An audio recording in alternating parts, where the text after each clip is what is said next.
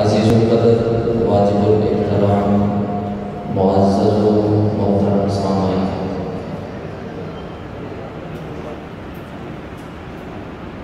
اللہ رب العزت نے ہمیں درود پڑھنے کا حکم دیا ہے۔ یہ ایسا وظیفہ ہے جو اللہ خود بھی کر رہا ہے،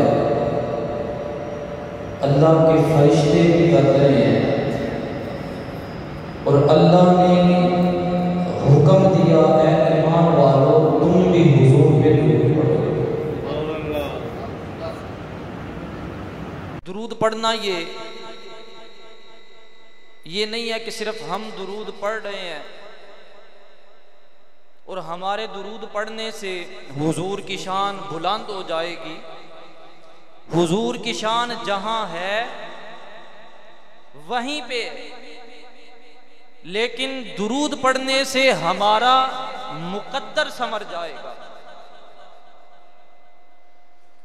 اللہ نے قرآن پاک میں ارشاد فرمایا ان اللہ و ملائکتہ، بے شک اللہ اور اس کے فرشتے یصلون علی النبی، حضور پہ درود بھیجتے ہیں۔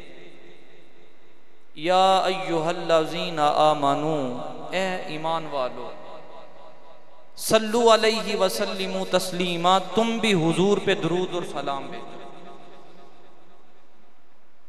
ہماری زبانوں پہ ذکر خدا بھی رہنا چاہیے اور ذکر خدا کے ساتھ ساتھ ذکر مصطفیٰ بھی رہنا چاہیے۔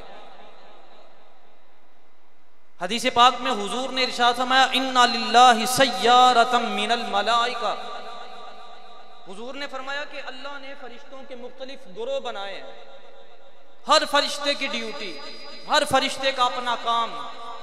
جس طرح ہم دنیا میں رہتے ہیں تو دنیا میں ہم نے اپنے ذمہ کام لگایا ہے۔ جو انجینئر ہے اس نے انجینئرنگ کا کام کرنا ہے، جو مستری ہے وہ اپنا مستری کا کام کر رہا ہے، جو سائنسدان ہے وہ ایٹمی چیزیں تیار کر رہا ہے، جو قاری ہے وہ قرآن پڑھا رہا ہے۔ یعنی ہر بندے کے ذمہ کوئی نہ کوئی کام ہے اور ہم نے ڈیوٹی لگائی ہے اپنی۔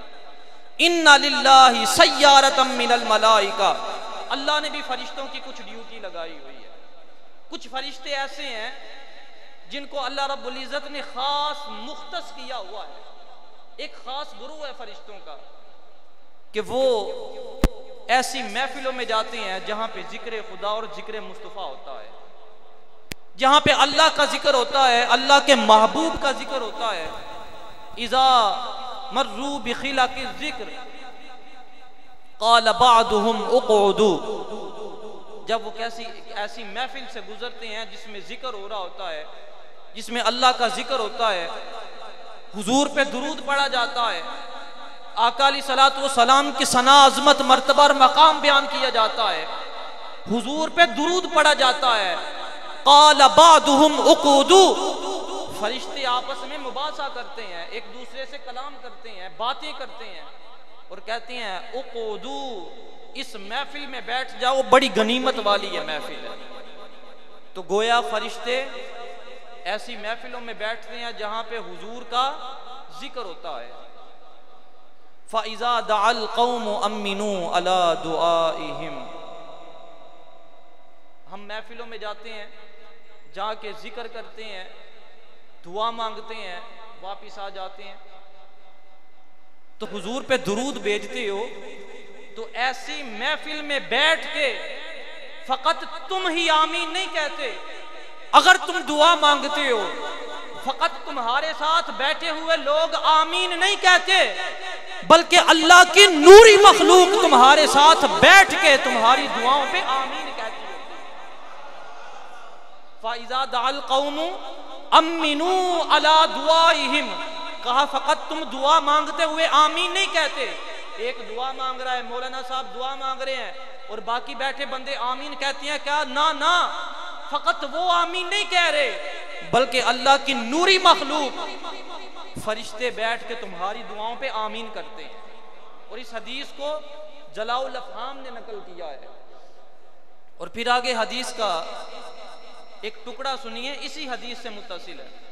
فَإِذَا صَلُّوا عَلَى النَّبِيِّ صلی اللہ علیہ وآلہ وسلم صلوا معهم، فرمایا کہ جب وہ محفل والے حضور پہ درود بھیجتے ہیں، ہم سوچتے ہیں کہ فقط ہم بیٹھ کے حضور پہ درود پڑھ رہے ہیں، تو کہا نا فقط تم درود نہیں پڑھتے، کہا جب تم بیٹھ کے حضور کی ذات پہ درود بھیجتے ہو، حضور کی عظمت مرتبہ اور مقام بیان کرتے ہو، فَإِذَا صَلُّوا عَلَى النَّبِيِّ صلی اللہ علیہ وآلہ وسلم صلوا معهم، فرمایا فقط تم درود نہیں پڑھتے، تمہارے ساتھ بیٹھے ہوئے اللہ کی نوری مخلوق بھی حضور پہ درود پڑھتی ہے۔ اور یہاں سے ثابت کیا ہوا کہ جب ہم محفل میں بیٹھتے ہیں، یہ حضور کی حدیث بیان کر رہا ہوں، کسی کا قول اور قصہ نہیں بیان کر رہا، فرمایا کہ جب تم بیٹھتے ہو، بیٹھ کے حضور کی ذات پہ درود پڑھتے ہو، تو فقط تم درود نہیں پڑھتے بلکہ اللہ کی مخلوق جو نوری ہے وہ بھی تمہارے ساتھ بیٹھ کے حضور کی ذات پہ درود بھیجتی ہے۔ اب فرشتے کیا کرتے ہیں؟ اب جب فرشتوں نے یہ سارا معاملہ دیکھ لیا، محفل میں آئے، آ کے بیٹھے، حضور کی ذات پہ درود پڑھا، تمہاری دعاؤں پہ آمین کہا، اب اپنے رجسٹر کو بند کرتے ہیں جس میں انہوں نے لکھا ہے کہ فلاں فلاں بندہ حضور کی ذات پہ درود پڑھتا ہے، فلاں فلاں بندہ اس نیت سے آ کے بیٹھا ہے۔ جب اپنے رجسٹروں کو بند کرتے ہیں، واپس رب کی بارگاہ میں جاتے ہیں، اور جاتے ہوئے پتہ کیا کہتے ہیں؟ بڑے دل کے کانوں سے سننے والی یہ بات ہے، طوبی لہؤلاء یرجعون مغفورا لہم، فرماتی ہیں جو آ کے بیٹھ تمام کی بخشش۔ اب جو بندہ محفل میں آیا ہے اور اس نیت سے آیا ہے کہ میں نے بیٹھ کے حضور کی ذات پہ درود پڑھنا ہے، حضور کی ذات پہ سلام بھیجنا ہے، تو فرمایا فرشتے ان کے لیے بخشش اور مغفرت کی دعائیں کرتے ہیں۔ فرشتے کہتے ہیں طوبی لہؤلاء یرجعون مغفورا لہم، کہتے ہیں ان بندوں کے لیے خوشخبری ہے، مزدہ جاں فضا ہے کہ اللہ نے ان تمام کی بخشش و مغفرت فرما دی ہے۔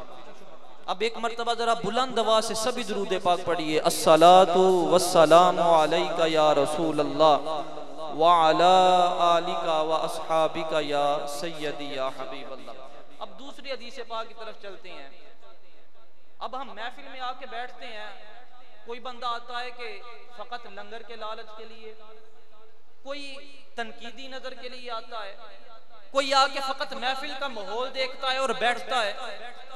اب فرشتے ایسی باتوں کو بھی نوٹ کرتے ہیں کہ یہ بندہ لنگر کے لیے آیا ہے، یہ بندہ محفل کا ڈسپلن دیکھنے کے لیے آیا ہے یا کس لیے آیا ہے، وہ اپنے رجسٹروں میں درج بھی کرتے ہیں۔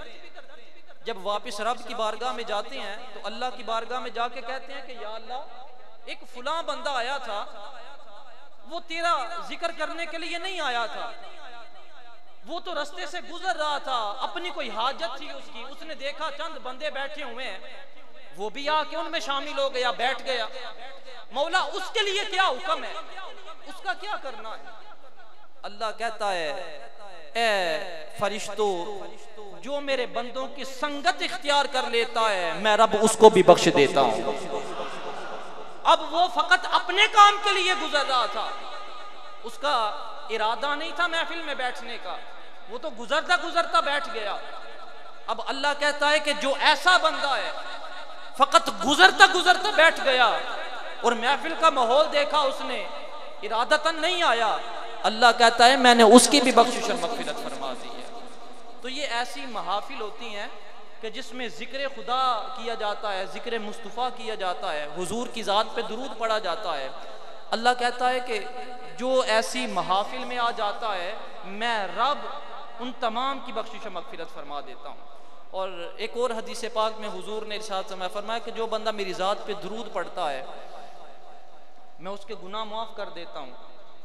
بندہ حضور کی ذات پہ ایک مرتبہ درود پڑھے، اب چاہیے یہ کہ ایک مرتبہ درود پڑھا گیا تو ایک گناہ معاف ہو، اللہ کہتا ہے ایک گناہ معاف نہیں کرتا، میں 2 3 4 5 گناہ معاف نہیں کرتا، فرمایا جو میرے محبوب کی ذات پہ ایک بار درود پڑھتا ہے میں رب اس بندے کے 10 گناہ معاف کر دیتا ہوں۔ اور فقط گناہ معاف نہیں کرنے، فرمایا کہ میں اس بندے کے 10 درجے بھی بلند کر دیتا ہوں۔ اور فقط 10 درجے بھی بلند نہیں کیے، فرمایا اس کے 10 گناہوں کو نیکیوں میں تبدیل کر کے اس کے نامہ اعمال میں ڈال دیتا ہوں۔ تو گویا انسان نے درود ایک بار پڑھا ہے، اللہ نے 3 چیزوں کے مطابق اسے اجر اور ثواب عطا فرمایا ہے۔ آج ضرورت اس امر کی ہے کہ جہاں ہم ذکر خدا کرتے ہیں، نماز پڑھنے کے بعد ہم کثرت سے حضور کی بارگاہ میں درود پاک پڑھیں، تاکہ جب ہمارا آخری وقت ہو تو ہماری زبانوں پہ کلمہ طیبہ کے ساتھ ساتھ درود پاک بھی شامل ہو۔ اللہ رب العزت کے حضور دعا ہے کہ اللہ رب العزت ہمارا خاتمہ بالایمان فرمائے، آمین۔ وما علیہ الا البلاغ المبین۔